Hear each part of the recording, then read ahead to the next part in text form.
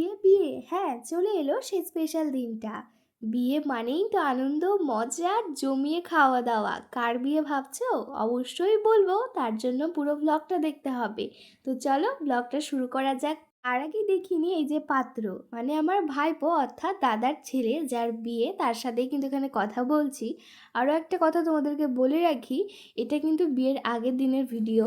মানে আমার ভাইপো এত আইবুড়ো ভাত খেয়েছে যে তার পক্ষে আর সম্ভব না আইবুড়ো ভাত খাওয়ার।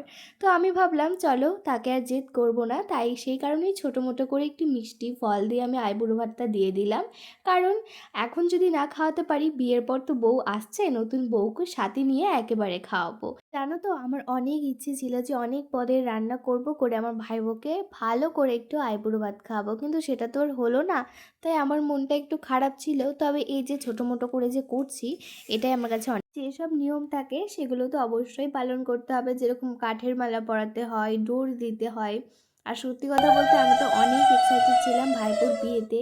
মানে অনেক দিন ধরে মানে কি পরবো, কতটা সাজবো, কত মজা করব, সব ঠিকঠাক করে রেখেছিলাম। আর সত্যিই খুব মজা করেছি কিন্তু।